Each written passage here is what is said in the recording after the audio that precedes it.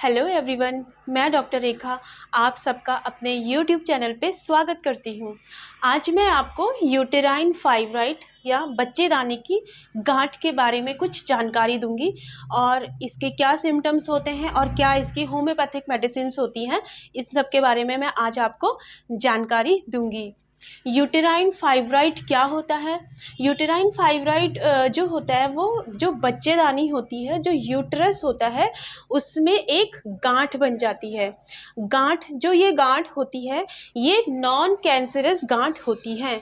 जो फाइब्रॉइड होता है वो कैंसरस गांठ नहीं होती है और ना ही ये कभी कैंसर में डेवलप होती हैं। ये नॉन कैंसरस गांठ होती है जो कि हमारे यूट्रस में पाई जाती है। जो ये फाइब्रॉइड होता है ये मोस्टली जो यंग एज फीमेल्स होती हैं उनमें ज़्यादा देखने को मिलता है।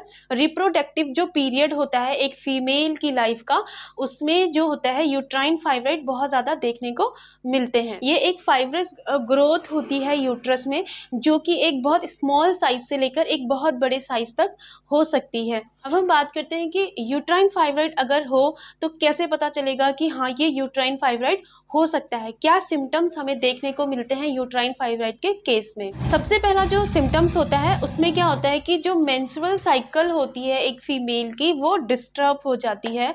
उसको जो मेंस्ट्रुअल साइकिल होती है वो बहुत ज़्यादा लेट होना शुरू हो जाता है या फिर बहुत ज़्यादा अर्ली या जल्दी होनी शुरू हो जाती है। और जब उसको मेंस्ट्रुअल फ्लो होता है या जब उसकी ब्लीडिंग स्टार्ट होती है तो वो जो ब्लीडिंग होती है वो बहुत लंबे समय तक चलती है, बहुत लंबे टाइम तक उसको ब्लीडिंग होती है और बहुत ज़्यादा हैवी ब्लीडिंग होती है। बहुत ज़्यादा क्लॉट्स आने लग जाते हैं ब्लड में और बहुत ज़्यादा पेन भी पेशेंट फील करता है, लोअर एब्डोमेन में पेन फील करता है।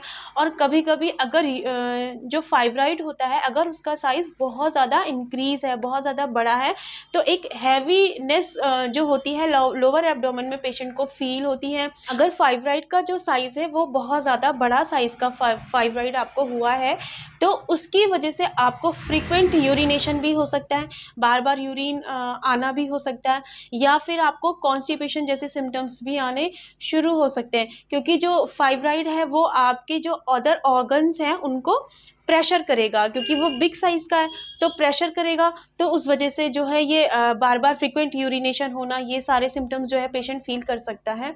बहुत ज़्यादा डिस्मेनोरिया होता है पेशेंट को ड्यूरिंग मेंस्ट्रुएशन, मतलब पीरियड्स के टाइम पे पेशेंट को बहुत ज़्यादा लोअर एब्डोमेन में पेन होता है, या बैक में पेन हो सकता है, थाइस में पेन हो सकता है, और बहुत ज़्यादा हैवी और लॉन्ग टाइम तक ब्लीडिंग होती रहती है। किसी किसी केस में तो पेशेंट को एक महीने तक भी ब्लीडिंग होती रहती है, जिस वजह से उसको बहुत ज़्यादा वीकनेस जो होती है फील होने लग जाती है। यूट्राइन फाइब्रॉइड होने की वजह से आपको कंसीव करने में भी प्रॉब्लम हो सकती है।